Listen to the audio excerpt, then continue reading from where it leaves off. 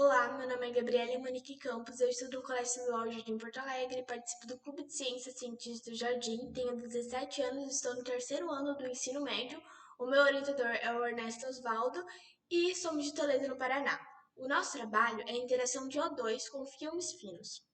O problema do trabalho é que muitos alimentos vêm sendo descartados e desperdiçados por diversos fatores, entre eles tá, questões de contaminações de patógenos, que, de acordo com o Ranieri 2018, podem acarretar danos de até 100% às produções, questões de conservação, transporte do alimento, e, de acordo com o FAO 2013, cerca de um terço de todos os alimentos são descartados e desperdiçados pelo mundo todo anualmente. Isso são toneladas de milhões de alimentos e o Brasil é um dos maiores produtores de alimentos. E todo esse desperdício acaba dando um grande impacto negativo na nossa economia, tanto para os consumidores quanto para os produtores. E o biofilme ele veio com uma alternativa para poder conservar os alimentos, prolongar sua vida útil. Ele é uma película transparente, comestível, que auxilia na conservação, ele dá mais resistência, mais durabilidade, e de acordo com a figura 1, dá para observar, metade da banana foi aplicada biofilme, que é a parte amarela, e a outra metade ele não foi aplicado, que é a parte onde acabou amadurecendo. Para ter mais ou menos uma ideia visual de como o biofilme funciona e como ele realmente auxilia na conservação dos alimentos. Um biofilme, ele funciona porque ele serve como barreira para o gás etileno, que é um hormônio vegetal gasoso que se dispersa de um alimento para o outro através do oxigênio. O objetivo do trabalho é desenvolver diferentes tipos de películas com diferentes alternativas, usando farinha de tapioca, araruta e espirulina para produzir a película, assim reduzindo o desperdício de alimento e aumentando a durabilidade dos vegetais, e também adicionar extratos vegetais para conseguir controlar os patógenos. No caso do experimento, foi testado o Coletótron esporioides para tentar inibir o crescimento do patógeno. Foi feito 3 testes ao todo. O primeiro teste foi o teste in vitro, usando o meio de cultura, onde foi testado os extratos vegetais no cultivo in vitro para ver se ele ia ser eficaz para inibir o crescimento do patógeno Coletótron esporióides. Foi usado os extratos de pau de tenente, cinamomo, pata de canguru, tanto a folha quanto a flor, melão de São Caetano, mestruz, alecrim e carvão ativado. Todos eles foram variados as concentrações de 5, 10, 15 e 20 gramas por litro. Foram preparados os extratos e deixados em um local sem incidência de luz durante uma semana. Uma semana depois, foi preparado o meio BDA, batata dextrose agar, um meio de cultura caseiro desenvolvido no nosso laboratório, que ele é de mais baixo custo comparável ao meio comercial. Foi diluído o extrato 180 ml do meio de cultura para 20 ml do extrato vegetal e foram todos autoclavados. Após autoclavados, foram esterilizadas as bancadas e feito vertido o meio de cultura nas placas de Petri, deixado tudo perto do bico de Bunsen, e em seguida foi feita a incisão do coletor tromboesporióides. Foram todos vedados, identificados e mantidos na BLD. Após 48 em 48 horas, foi feitas as medições com o paquímetro, usando a reta A e a reta B, que são duas retas ortogonais, e essas medições foram jogadas no sistema estatístico para poder avaliar.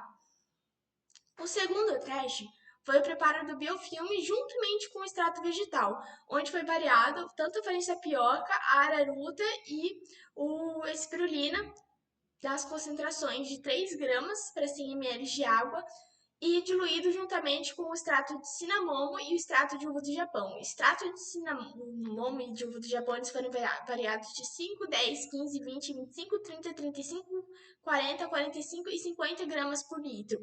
Esses são os tratamentos utilizados, foram 64 tratamentos ao todo, com 3 repetições cada tratamento. Para o preparo desse biofilme, primeiramente foi pesado a concentrações, foram diluídos em 100 ml de água no bico de Bunsen, onde foram aquecidos e diluídos entre 10 a 15 minutos, e em seguida foi esperado resfriar. Foram aplicados na maçã e no morango, mantidos em temperatura ambiente, foram todos mantidos em bandejas e identificados, e a aplicação ela foi feita pelo método de imersão. Em seguida, foi borrifado os poros do fungo Coletótron esporióides no meio aquoso para garantir que todos os alimentos tiveram contato com o patógeno para ver se o extrato ia ser eficaz no pós-colheita. Os resultados estatísticos do primeiro teste, do teste in vitro, onde foi testado os extratos vegetais no meio de cultura, Os resultados A são os testes significativos, são os que mais inibiram o crescimento do patógeno. O B, eles inibiram mais ou menos. Eles não foram tanto quanto o A, mas eles inibiram comparados ao C, que é onde o controle, o tratamento, onde só tinha o meio de cultura se qualificou. Ele tem uma média de 5,85 centímetros e o cinamomo, 10 gramas por litro, ele tem uma média de 2,89 centímetros, com uma inibição de mais de 50% do patógeno. Foi usado o extrato de cinamomo justamente por causa desse resultado e também o de uva do Japão, pois de acordo com a literatura ele também tem um ótimo potencial de antifúngico. E os resultados do pós-colheita da maçã na durabilidade em dias, o controle é o T1, é o tratamento onde não foi aplicado biofilme, teve só o alimento sem película nenhuma. Ele tem uma média de durabilidade de 21 dias em média. Já os tratamentos 32, 48 e 58, eles tiveram uma durabilidade de mais de 100 dias de durabilidade, chegando até 126 dias, usando a espirulina com a uva do Japão na concentração de 3,5 gramas por litro. Já na durabilidade dos morangos, o tratamento sem biofilme ele tem uma média de 7 dias de durabilidade e com os biofilmes 32, 48 e 58, eles tiveram uma média de 30 dias de durabilidade até, que foi o tratamento usando araruta com 3,5 gramas de uva do Japão.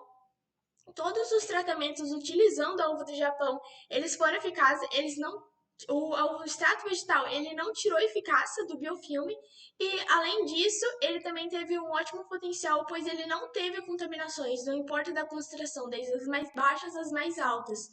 Já o controle, que é o tratamento sem extrato vegetal e biofilme, ele teve contaminações e as concentrações mais baixas de cinamomo elas acabaram contaminando, que foram as concentrações de 5 e 10 gramas por litro, mas as concentrações mais altas elas não contaminaram. Aqui eu tenho uma imagem dos 3 melhores tratamentos. Esse é o T48. Como ele estava por dentro e por fora, os alimentos aqui eles estavam com 136 dias de durabilidade.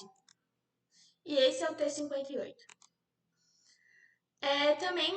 O professor Ernesto ele deu aulas sobre o oxigênio singleto e o tripleto, sobre como ele funciona e para entender melhor como funciona a decomposição dos alimentos.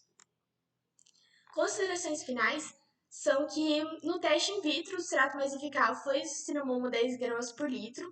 No teste, utilizando o pós-colheita do maçã, os mais eficazes foi o T32, 58 e o 48, e os mesmos testes acabaram sendo mais eficazes também para a conservação dos morangos.